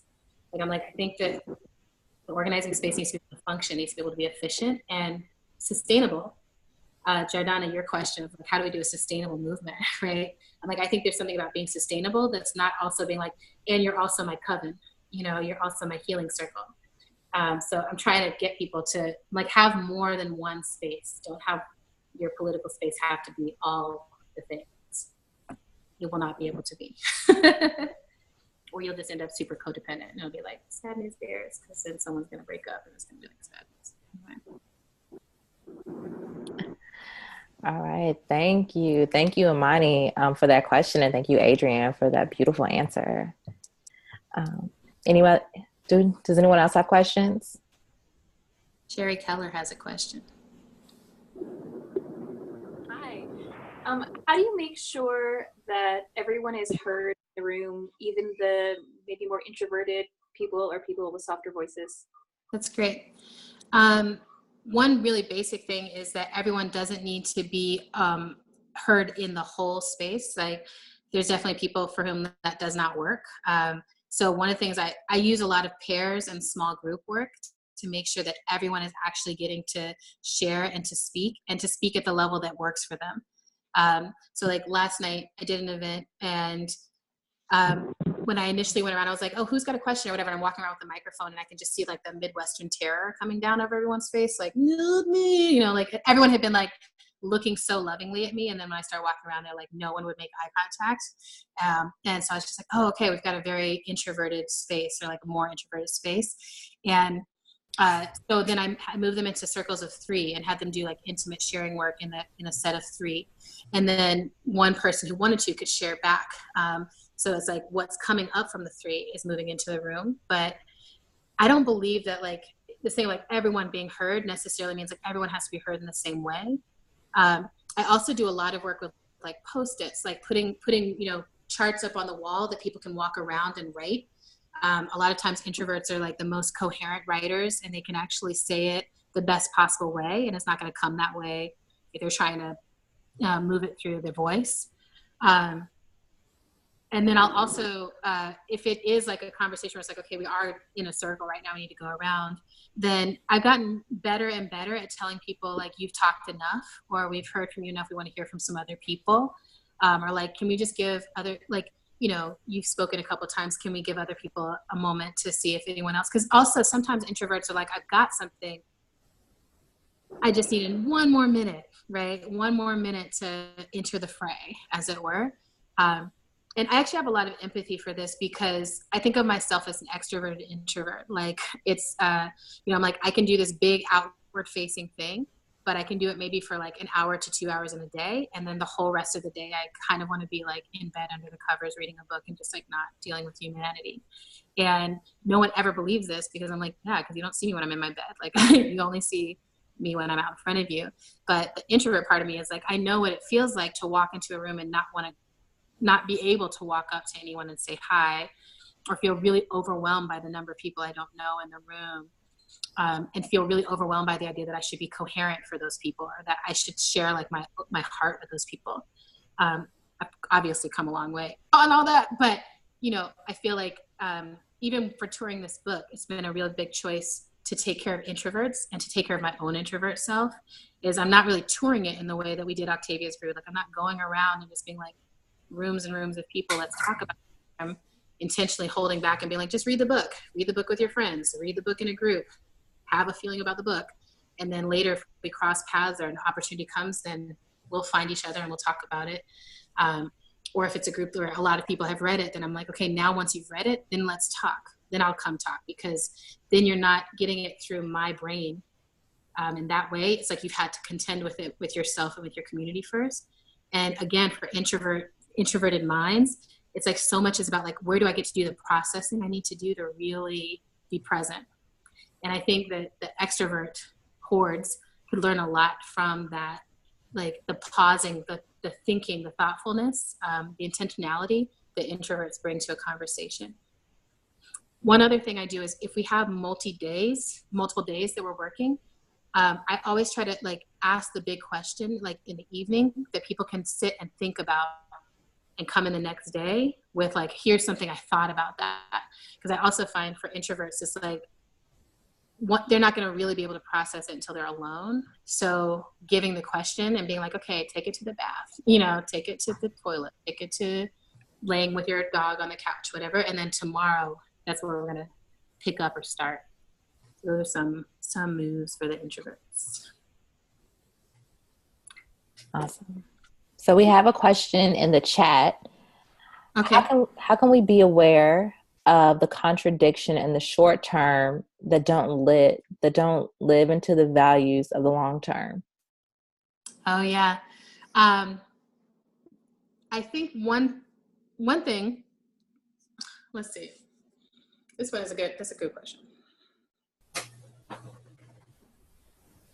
So one thing I think is really important is really having a clear articulation of what the long-term values even are, and like what the long-term vision even is. And like, I think sometimes people don't make the connection between their vision and what the values implied by that vision would be. So if it's a vision where like, oh, there's equity for all, for instance, everyone has a house, everyone has a garden, or these kind of things. Then it's like, okay, what's the value around work that would make that possible? What's the value around like how people spend their time? What's the value around decision making? What are the values that we would need to practice in order to make that possible? So the first step is getting really clear on what the longest term values are. And then I think getting really clear, never taking the compromises for granted. So really being able to say like, we recognize this is a compromise and here's why we're making it. And here's why we will not continue making it inevitably, right? So an example for this is I was one of the co-facilitators for the U.S. Social Forum that happened in Detroit in 2010. And, you know, we're Detroit City, full of water warriors, and like we really pay attention to water and care about water. And the place that we were doing the event was the only place that was large enough in Detroit to do the event. And there wasn't water fountains. There wasn't like a good way to get lots of water to people. So the solution that they came up with was we have to do bottled water. How do we do that, right? And we had to have a whole serious political conversation about the choice to use bottled water for this event, to make a really clear commitment around like what were we going to do with the plastic, what we're going to do with it, like how are we going to do it. And when I tell you that took like a month and a half of process. So it wasn't an easy thing, but I also look back at that and I'm like, I don't feel shame about the fact that we made that choice. I felt like everyone was deeply committed to like being in right relationship with water. I also felt like we wanted to make sure no one was passing out on the march because they didn't have access to water. And I think that we made the right choice there with a long-term, like we want to get somewhere. All right, I'm gonna be shorter with my answers because I see that there's more questions coming in.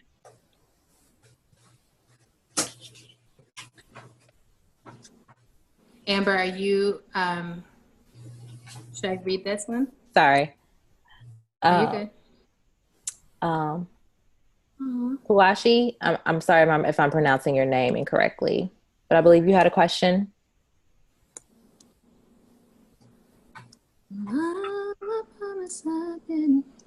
Puishi, thank you. Yes. I hear you.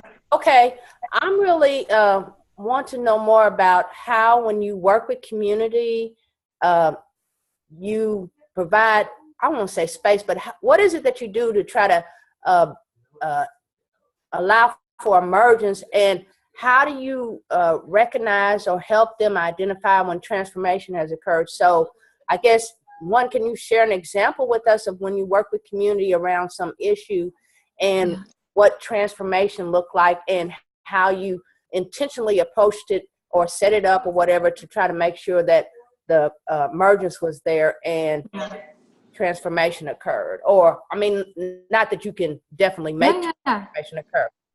No, you know, I actually am like, I'm a really big believer. I don't think you can make transformation occur. I think you can invite transformation by being transformative in your own life and in your way of being. Some of the things that I do, let's see. One thing is really clear agreements from the very beginning of the process that lately I've been using this agreement. Actually, let me see if I can pull it up so I can give it to you verbatim. And maybe I can post this in the chat or something. So lately I've been using this agreement. We are living imperfect beings creating living work, and the invitation is to bring solutions and suggestions.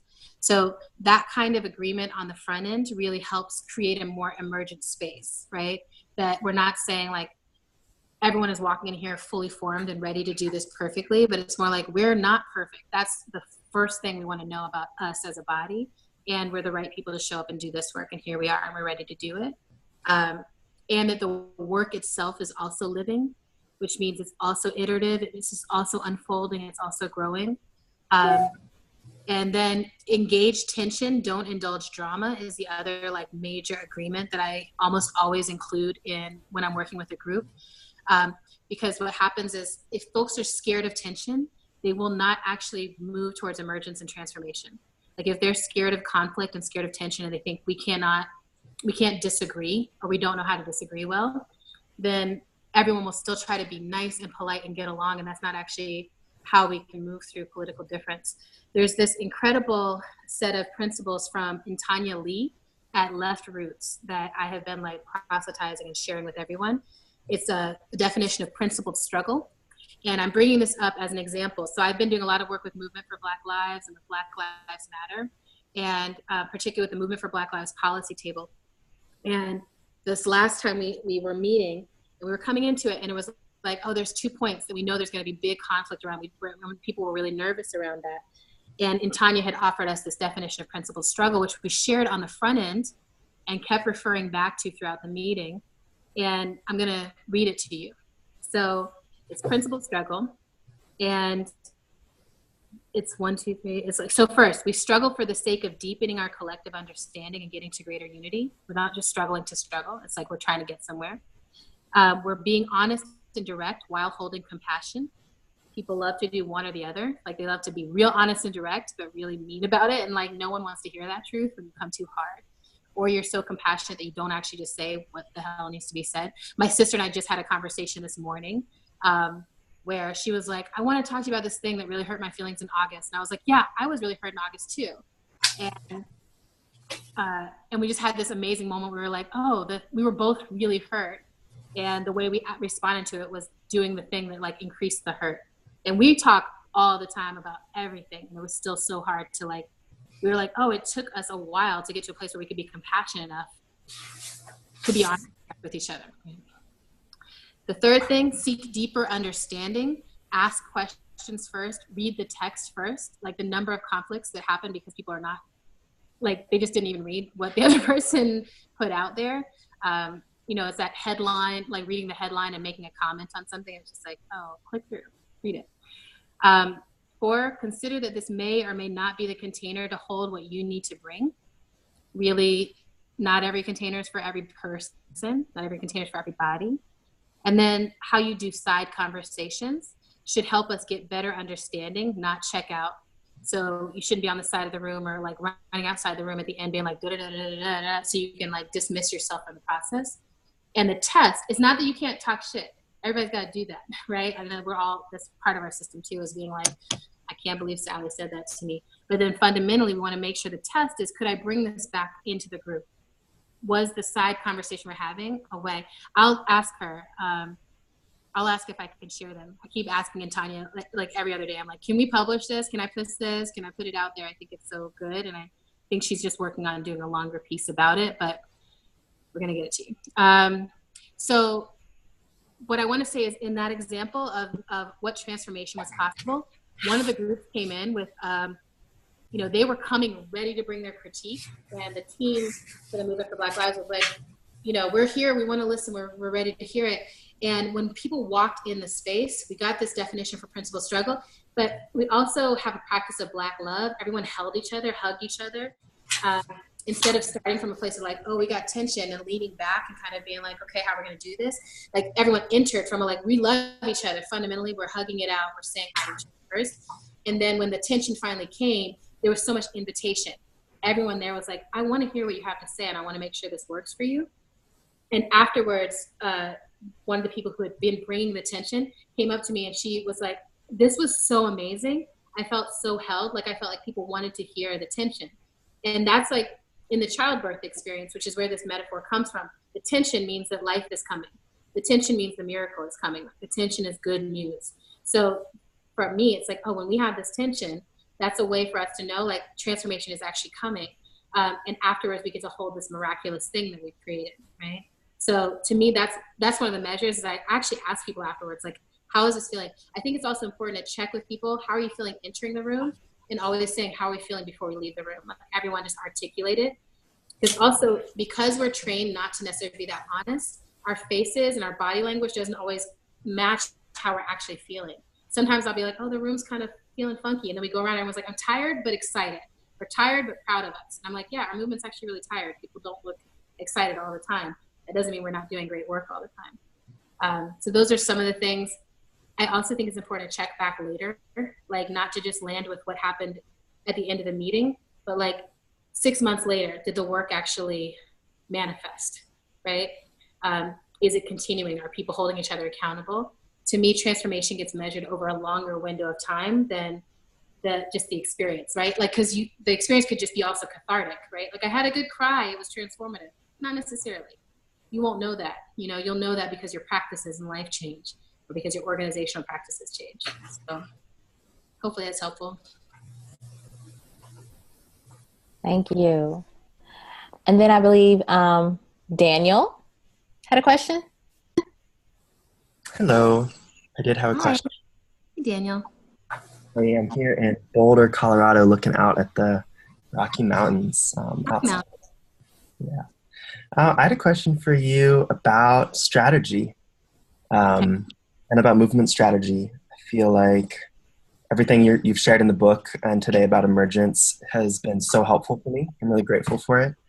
And it's left me wondering about what do you see as the most useful role of broad movement strategy in all this in terms of making these tangible changes in these systems or dismantling certain systems? Yeah, how does emergence and strategy, what's the crossing for you? Yeah, I mean, I feel like I'm still learning it. You know, I really do feel like I'm still learning it. The things that I keep tuning into are, I've been looking a lot at like ant hills and ant bodies and like looking at our body and figuring out, you know, like, so ants communicate together and they create structures. When they come across something that's causing them harm, they communicate with each other, like, how do we need to reroute ourselves and reroute how we're structuring and adapt and protect our home. And I feel like we're in a moment like that now politically, where it's like, okay, we're trying to figure out what are the right adaptations? How do we protect our home? How do we keep moving together and communicating? So I'm trying to learn the strategy of ants. And the other piece that I've been really trying to learn is the larger cycles that are in motion. So like when there's a massive fire, it's like rain. It's like you need rain, you need water, you need something, another element to come down on it. Fire, air will just feed it. And so like for our movements, I keep trying to back up and being like, okay, it's a dumpster fire in the White House right now. And we keep putting air towards it, like giving it life energy, air, attention, right? Breath, words. And it's growing. It keeps getting hotter and messier. And part of me has been thinking like, how do we vaporize, right? Like how do we vaporize as water and come up and over and douse the fires that are happening all over the place? And I think about waves a lot. My story in Octavia's Brood is also about that. It's like, what is the wave that knocks the things over? And that's where the mass strategy comes in. Like ultimately, you know, there's nothing in the book that's saying never do mass strategies, right? It really is like, we do need to get to a mass level, but it's only going to come through authentic relationship building that can sustain the test of, you know, modern day COINTELPRO and the test of running out of money or running out of fuel so we can't travel all over the place. The tests that are coming to us now of having 1 week where half the country is on fire and half the country is being flooded in hurricanes, right? Like these are the new experiences that we're having. And I think we're learning right now, how do we stagger? I think staggering is actually one of the biggest strategies I keep thinking of right now, is like, how do we make it so that everyone can take some time to rest, recover, and come back in, and that we see ourselves as part of a much longer struggle. The other piece I'll say about movement strategy that's been showing up a lot in the movement for Black Lives and Black Lives Matter work is getting people to understand like short-term and long-term as places where alignment can happen. And that there's a lot of people right now who might be aligned short-term who are not aligned like way down the line, right? And that's okay, because we're not way down the line right now, right? Like right now we're right here. And I think holding some integrity around the fact that it's like, we've got a long way to go. We're nowhere close to being there yet. Maybe this distinction between anarchy and democratic socialism is going to mean a lot more once we're through in a different place. Right now, what it means is we're both standing against this oppressive fascist force. How do we do that well, right? And it's a struggle. You know, it's a struggle. It's much easier to do strategy only with people that you're like, you agree with me 100% on the long and the short. But I don't think that's going to win. I think, you know, Alicia Garza actually gave a speech around going to the Women's March and participating in the Women's March. Afterwards, she was at the Ally Meeting Conference, and she was like, we're not going to win if we only hang out with the people we like. We're going to be in movement with people we don't like. We're going to be in movement with people we don't agree with, and who hurt our feelings and all this other stuff that's going to happen. That's, you know, Loretta Ross's quote is the one I keep turning to for this, is that a group of people thinking the same thing and moving the same direction is a cult. And a group of people thinking the same thing, thinking different things and moving the same direction as a movement. To me, the most strategic capacity we can develop is to actually be with someone's difference without dismissing them, and then to stagger. But, you know, I'm aware that I don't talk about strategy the way strategists do. And so it's always hard for me to try to translate, like I don't think of like, oh, here's the tipping point of people. I think of the tipping point of depth, you know? Like, I'm like, oh, if we could get enough people to a certain level of depth, then a lot would start changing really quickly. But, you know, this is the thing with trust. Before you have it, everything has to move so slow. Once you have it, everything moves really fast, right? You learn this like on a direct action team. Like if you really trust your direct action team, you trust each other, you run when someone says run, you stop when someone says stop, you climb when someone says climb, like everything falls into place because of the trust. To me, that trust piece is also crucial. So that's what we have. Stagger, trust, and be with difference without dismissing. Thank you so much. Thank you for asking. So many gems, so many gems. So we're going to close out our question part. I know so many of you have so many more questions, but our time unfortunately is limited. So we're going to close out with Kelly's question. Would you like to share it? Sure. I was really intrigued by what you said about kind of how our anti-racist movement organizing kind of can sometimes create that like fist that doesn't open and this trauma response. And I was just curious if you could say a little bit more about that and maybe what sounded like you were saying there's some things to like be gleaned and moved forward with that, but then what's not working from it and how do we learn from that? That's great. So a lot of my thinking on this comes from working at Ruckus. I was at Ruckus, which is, they train nonviolent direct action, civil disobedience. And what I landed into was this organization that had an amazing like reputation and like this amazing network of people, but most of them were like, I don't really want to play. I don't really, you know, and it took me like, I think 2 years or something to figure out why. And when I got to the root of it, it was basically that like the way that anti-racist work had been done in the organization had hurt people, right? That it was like, I think I see this happen all the time, which is like, oh, you have caused harm as a white person, you've caused harm, and now this is coming back in this like really intense way that we want you to know you caused harm. And the wake up call is like ice water on your bed or something. It's like, you are fucking a mess or whatever, right? And I think that I understand where it's coming from. Like, I understand where it's coming from as a Black person. He's like, I'm so tired. Like, please just stop being a racist asshole. And the exhaustion, you know, where you're just like, I'm fucking fed up. I can't deal with it. But what gets lost in there is like, we just lose our compassion for each other completely. And we end up buying deeply into the construct of oppression, right?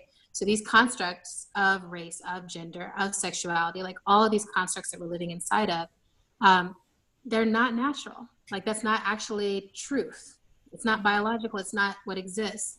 And you know, like I say this all the time, the contradiction of my life is like, I love being Black, even though I know that race is a construct, right?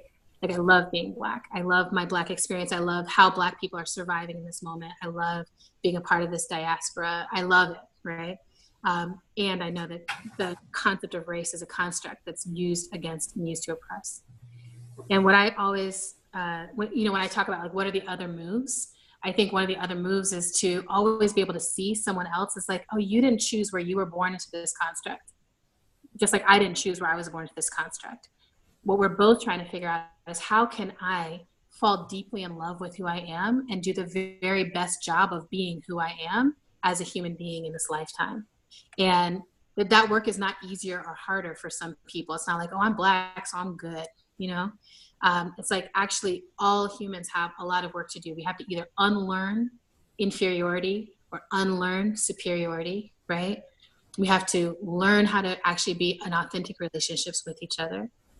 We have to learn to love the children universally, right? Like, to me, this is one of the indicators is if I see a child and anything in my heart is closed towards that child, then I'm like, oh, I've got some work to do, right? And I've been blessed that my sister has blonde hair, blue-eyed children, and I've had to do some really good work. You know, like I definitely went through my period in college where I was like, Black power, only Black, you know, and that was really helpful and healing for me. And even now, my facilitation work is primarily only with Black folks, and that feels healthy and nourishing for my spirit. Like, my calling right now is not to be doing unlearning racism work with white people, right? I've done a period of it. It's not my call right now. But that piece around, like, if I'm ever stunted in my ability to see someone else's humanity, then I know that oppression has worked its way all the way into like my root of my thinking, and that's where I need to do that unlearning. And I think there's something I just want to say about like ridicule or totally dismissing each other that I see playing out right now. So I see us saying stuff like, you need to come correct, right? And then the person like comes with whatever they think is correct. And we're like, that is not good enough. You're a mess, right? And then the person's like, I'm so sorry, da da da. Your apologies don't matter to me. I don't care about that. And the person's like crying, like white tears, right? And it's like this whole dynamic where it's like, okay. Most of the time when I see that dynamic, I'm like, for the person of color, Black person who's in that situation, I'm like, you don't want to be in that situation. Don't be in it. You don't have to focus on white people. You don't have to do the work for white people. There's plenty of people who are committed to doing that work with and for white people. There's plenty of Black people who are committed to doing that work. So I think right now, I tell a lot of Black people, I'm like, if you're tired of white folks, take a break, you know? And for white folks, the same thing. I'm like, if you're tired of like trying to bring your white family along or trying to bring folks around, you know, take a moment, right? And then dive back in and figure out the work that you need to do. But I do think that I'm like, oh, we get so tired that we lose our humanity and our compassion with each other. And we can't really, I don't think we're going to survive that way, right? Like, I don't think the apocalypse is going to like hold the lines that we're holding. So for me, I just keep thinking like, oh, like right now I just get to bask in so much beautiful Blackness, and that feels really nourishing for me. And that might be a nourishing thing that's going to get me through some period where I don't have access to it. Right? Like, I let that nourish me. I don't know. Is all that helpful? A little helpful? Yeah, thank you. Yeah, thanks for asking. I will say this. I really feel like when people figure out like who are your people that you want to do the work with and for, and that you're called to do the work with and for, that helps so much. Like, that helps more than almost anything. We do so much out of obligation. Like, I see this all the time with white organizations where they're like, oh, we just need to diversify. We need to get some brown and Black people up in here. And I'm like, you know, if you made it this far without having brown and Black people, that might just not be who's supposed to be working at your organization. And either that means you don't need to exist, or just make sure you're only working with white folks, or whatever it is. But I just get really annoyed when people are like, we need to diversify this. I'm like, that's just going to mean suffering for whoever gets diversified into your situation. I'm like, you figured out who your people were when you were pulling together your team. So I always tell people that. I'm like, pull together teams of people, pull together groups of people, bodies of people. You're like, this is who I really want to be serving, right? This is who I feel like I'm called to serve, and it makes sense for me to serve. And for me, like I said, that's been Black folks who are at the forefront of radical organizing. And,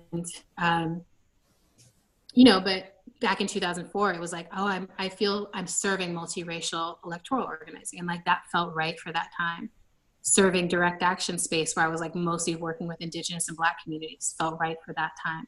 I hope that I will continue to expand my knowing, my feeling rightness, you know, but for me, it's like when I'm invited to do something that's like, oh, this is kind of a multiracial space where people are trying to figure out race. Like, my heart is like, like, even though I'm like, I'm so excited that that's happening, but like me, I don't feel the excitement. And then when someone calls me, like, there's a group of Black people who really want to get together and talk about space. Yes! Right? Like, everything in my whole soul is like, that's me.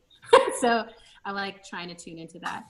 Now, the rub is, if you are white, at least once or twice a year, you do have to go confront your family, even though that's not the fun, enthusiastic yes. We do need that to happen though, right now. I was like, I can't do that work. Even if I wanted to, I can't do that in the same way. So I think that was a very complex, long answer, but there it is. It's complex though. Yeah. We're talking about complex things. We are. Thank you, Adrienne. There was one other question that wasn't answered, and just in, I want to honor both the time that we have left, but also give it to you if you have something. Yeah. Quickie. Mm-hmm. So it was Ash's question. Okay. I just posted it again. Do you see it? What's one piece of advice you have for a group of Indigenous people of color folks building towards collective land and intentional future leadership or eldership? What's a pitfall to avoid or an ancestral wisdom of community practice? Ooh, I love that. I love that. Well, one thing is, for the collective land piece, one thing is to start putting aside resources so that you'll actually be able to like get land together. Because I feel like people talk about like getting land, but don't necessarily think about like where and what would make sense. I think understanding the Indigenous legacy or lineage of land and understanding, like, I tell people this all the time, all of us have some Indigenous lineage where we have a relationship to land. And I think all of us have to do some ritual to get back in right relationship with that. This piece around eldership is really interesting to me because I feel like so much of it, like for me, is shaped as what Grace taught me, which is that being an elder doesn't mean you're done having questions. And I think being a responsible elder means like continuing to be curious, and that like curiosity is actually what keeps you alive and keeps you going. And I think it's more than any medicine that you can take in your body. I think curiosity is the medicine that keeps your mind and your heart and your soul moving forward. It's like, I don't know and I want to know. I'm interested. I want to know more. And then I think tying that back to land is like, how do we get that level of curiosity about land? Like, I really want to learn how to be curious about land the way I am about like a new lover, where I'm like, every single hook and river and cranny and whatever is so interesting to me. And to think that way about land, like I'm starting small. Let me see if I can show you all this. I'm trying to have plants for the first time in my life, and I've never been able to keep plants alive. And now I have this little row of my little plants that are like, it's an aloe plant and this other little spider plant and a little tiny succulent that you might be able to see there. But I recognize that I'm like starting an experiment that may or may not succeed. But I'm like, I'm talking to my plants all the time. I just showed you to the people here. And they're so sweet and they're responding to my talking to them. So I'm like just getting curious about these little plants, and then hopefully that will grow in me the capacity to have the right relationship to a whole piece of land, but I'm starting small. So. Thank you, Adrienne. So good. All of it so good.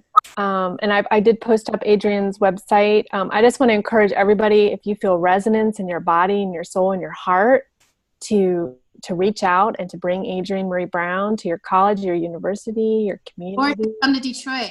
This is my new thing, is I'm trying to get everyone to come to Detroit. Detroit is the Emergent Strategy Mecca. Great.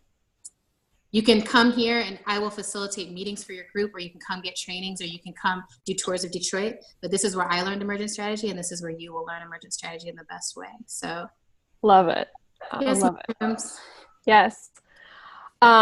Just a quick plug. We do have another workshop. It's called Trauma, Care and Healing in Our Movements by Teresa Pasquale Mateus. It's December 14th. She's a frontline trauma specialist that's been working at the front lines around how do we support in crisis activists and organizers, and also do the before, during, and aftercare support work. But let's close how we began, just with practice. So if you want to close your eyes or find a gazing point in front of you, take a few deep breaths into your body and just notice where you're feeling energy, where you're feeling alive, where you're feeling magic, where you're feeling messages resonate. And I'm going to read this from Emergent Strategy from Adrienne. I am not afraid of what I came here to do. I'm made of stardust. We are not afraid of what we're called now to do. We're all made of God. Just let that sit in your body. Sit that in your spirit. And what are you feeling called to do from this time that we've spent together? Maybe something that feels a little scary, maybe something that's been on the edge, maybe something that you're still curious around. But what is this seed that you're growing inside your body that you want to plant in the world to help build this world that we need? this world that you're a part of, this world that needs you. Let that arrive.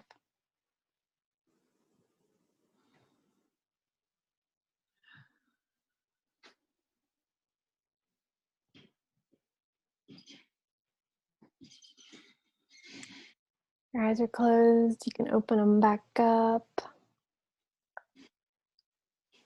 And we can do a really big, loud gratitude, love, say all the things. Everybody can come off mute and just be chaotic. But just thank you all so much. Thank you, Adrienne. Thank you. Thank you. Thank you.